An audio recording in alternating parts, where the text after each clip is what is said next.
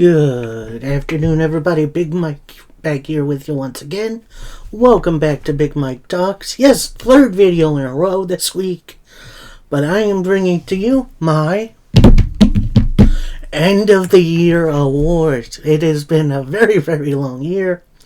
I know we've still got a couple weeks till the new year, but I feel like if I don't do this now, I may not do it through the holiday. So, figured, why not do this a couple weeks before Christmas? Happy holidays to you all. So, let's get into these end of year awards. We got a couple to get through, and I'll take you through my thought process. So, first, we got a couple of negative awards that we got to get to, and I'm going to call this the BS moment of the year, and that is TNA bringing back Tessa Blanchard at Final Resolution. Now, I'm going to tell you what I really know. So, basically, like a year or so before the pandemic, Tessa was a part of Impact Wrestling, won the Knockouts title, and was on her way to win the World title from Sami Callihan. Then, like a couple weeks beforehand, it was revealed, it was brought up by Chelsea Green and a couple other women that she was racist to one of her confidants, that she was basically a giant bully. Which, of course, didn't sit right with me and a whole lot of other people. But then Impact decided to put the world title on her. Week after was a, half-assed apology, if you really want to call it that. And there was no accountability taken. And then the pandemic hit. And then Tessa Blanchard decided to isolate at home in Mexico with her significant other, Daga. Which I have no issue with. It was early on in the pandemic. We really didn't know what was going on. So isolating was the right thing to do. However, through that time, Impact was trying to get her to come back to defend the world title on like pay-per-views or whatever. And she just straight up refused. So then it was getting close to either it was Bound for Glory or it was Slammiversary, where Impact was like, alright, you want to stay home, that's fine, but we're going to need you to film a video, send it to us so we can show it on the broadcast. And Tessa's like, alright, I'll do that for more money. Basically holding the title hostage to extort the company for more money. And so that was the last straw for Impact. They stripped her, they cut her from the roster. Not long after that, when things were starting to get back to normal, the rebooted Women of Wrestling promotion decided, alright, we're going to have her as one of our major players. Which, personally, I hoped she was going to learn her lesson from Impact and be better. Turns out that wasn't the case, and she came out with a very striking t-shirt, which I do not remember the design of. And of course, I don't really remember what was the last straw for WoW, but not soon afterwards, they kicked her to the curb. Then this past week was rumors of, not long after that, Tessa ended up in CMLL, which, good for her. At least she found a place. Then this week was the rumors of Tessa leaving CMLL so she can return to TNA. And of course, I was very much against this. There was some pushback from talent, including Jordan Grace, who apparently is going to work a program with her. Then she made her return attacking Jordan Grace. And I want her to have a good run. I want to see, maybe she's actually changed and learned a lesson. But I don't know.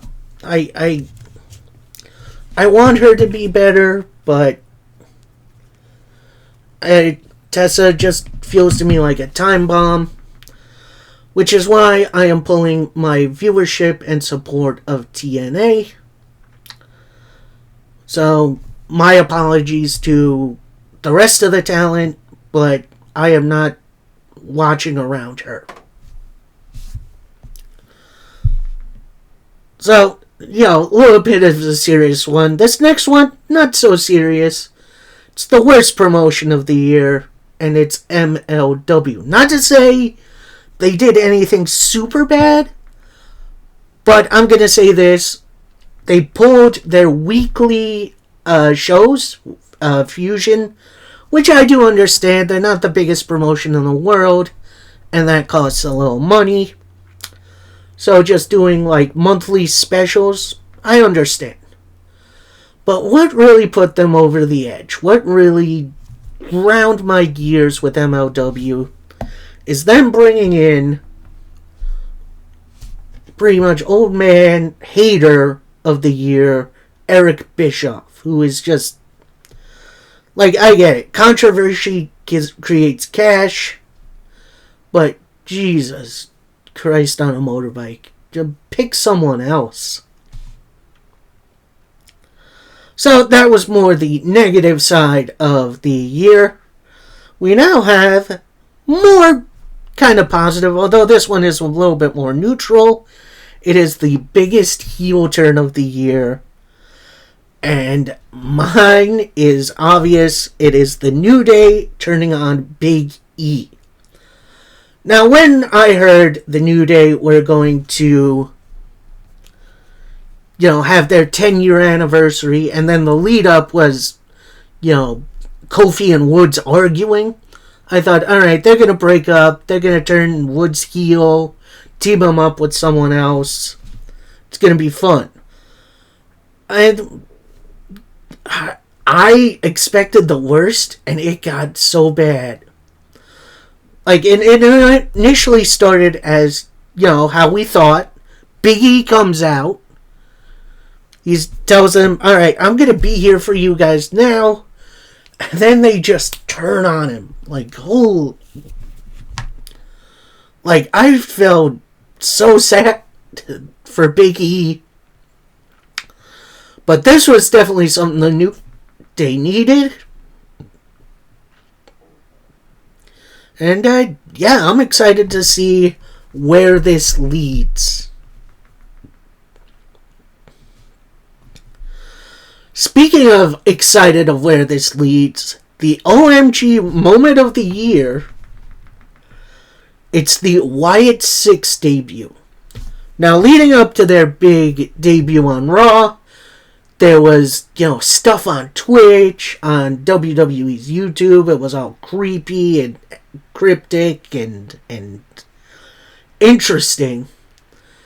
Then when they finally made their debut, that continuing shot through, a destroyed backstage area leading to Uncle Howdy.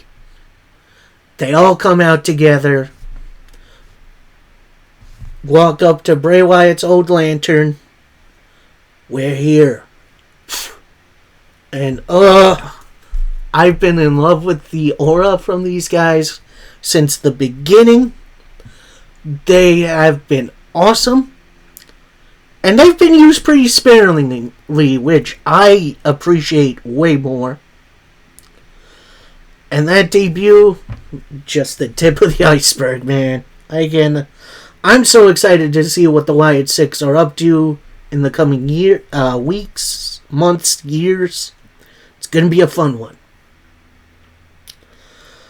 we now have the promotion of the year, in which, I may get a little flack for this, but it's very clearly the WWE. Do they still have issues? Yeah.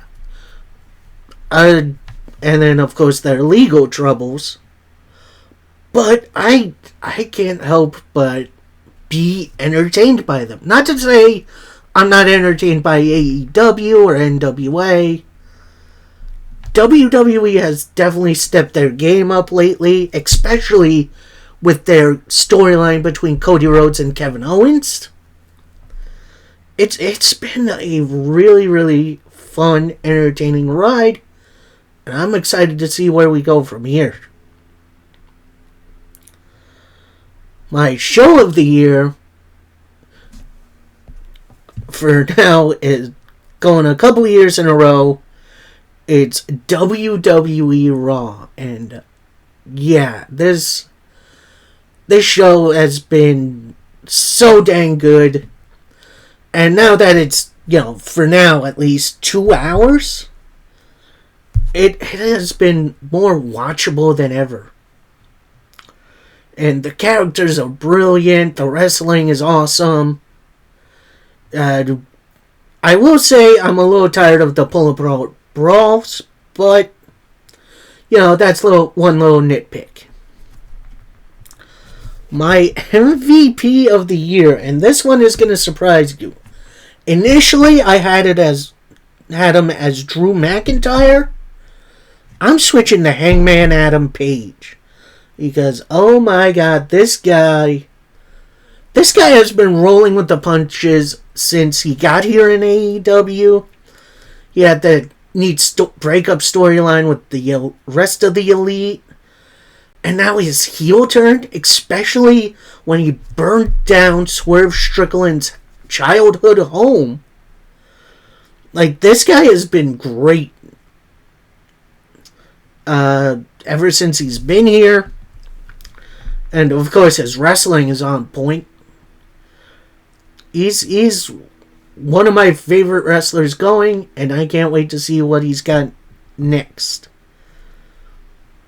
The biggest reaction to a live show I've seen, obviously I wasn't there, but it was Joe Hendry and his debut in NXT. Obviously, Joe Hendry's popularity has been building, although not much in the wrestling sphere, but more in the music, as for a couple sites had his theme song in the top 10, which is absolutely insane.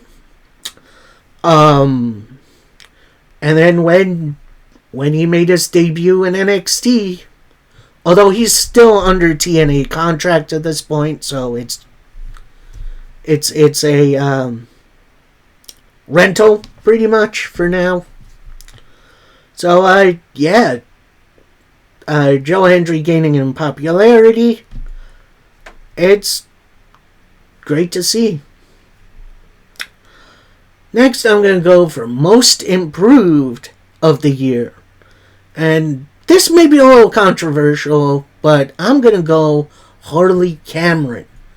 Now, is she on the level of like a Bryan Danielson or a CM Punk? Absolutely not. But to see her evolve as not just a character, but as an in-ring performer, she has clearly gotten way better. And to see her change and evolve has just been an absolute joy. Tag Team of the Year, this one should be way obvious. It's the Outrunners. Now, I would have liked to put FTR here, maybe the Hardy Boys, but the Outrunners have just captured lightning in a bottle. They are so popular, even though they lose a ton. They are still one of the most over acts in wrestling right now. And I hope AEW or whoever ends up getting their services crowns them champion. Because I think they deserve a tag team title run in the near future. My women's wrestler of the year. This one might be a little controversial. I'm gonna go Willow Nightingale, because she's one of those who cannot have a bad match with anyone. I mean, have there been some average matches from Willow? Yeah. But her match with Chris Statlander, one of my favorite matches of all time. Her multiple bouts with Mercedes Moné were really good. Her tagging with Chris Statlander against like Anna Jay and Ty Conti, probably not Ty Conti, Sky Blue and Julia Hart were really good. It's hard to pick out a really, bad match from Willow. Next award goes for the Comeback Kid, the wrestler who made a heck of a comeback to get in the ring and have a match. And well, it's not so much of a kid as it is Dwayne "The Rock" Johnson. Now, I know he's only had that one match so far. And it was, a very protected tag team match. But he looked so good in there. Like, he hasn't missed a step. And hopefully we get another match from Mr. Dwayne Johnson in the near future. My match of the year actually goes to something a little bit earlier on. I don't think anyone has come close to surpassing it. It is Will Ospreay versus Josh Alexander from a very early episode of TNA Impact.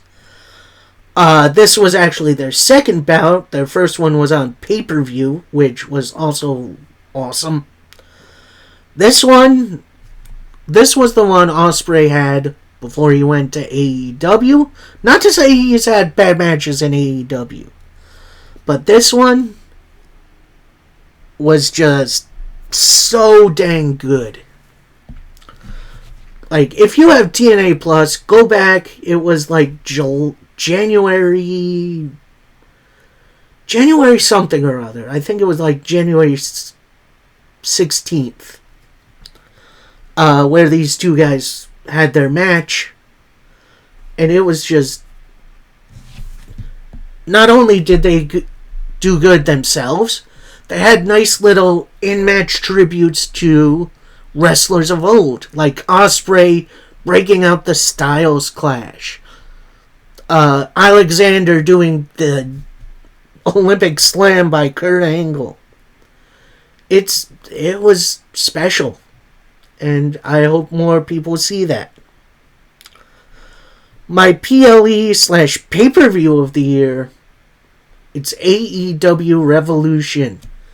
And honestly, top to bottom, that show was absolutely awesome. Not a bad match on the card. And of course, ending with the final match of one of my favorite talents of all time, the Icon Sting.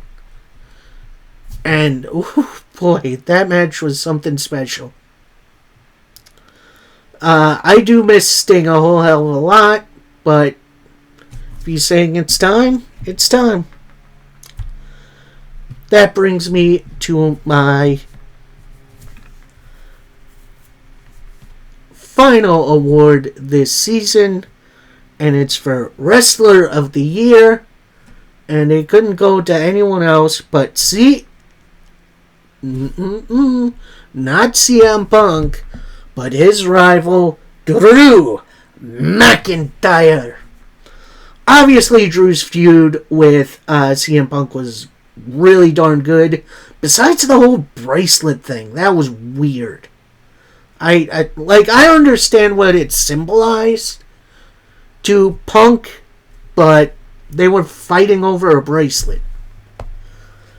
But it ended in spectacular spectacular fashion in Hell in a Cell, where finally the Hell in a Cell stipulation lived up to its danger. So, yeah, that'll do it from me for today. I hope you guys enjoyed. Going back to regularly scheduled program on Friday, where I am going to be covering Monday Night Raw, NWA Power, and AEW Dynamite. Then Monday, probably going to cover SmackDown. Either Monday or Sunday, I'm going to cover SmackDown, Rampage, and probably Collision. Also, this might be the last Rampage in AEW, which is a little bit sad. So, yeah, let me know your awards for this year in pro wrestling. Was definitely a very, very crazy year. Can't wait to see what we got going forward. Till next time, happy wrestling, everybody. Peace.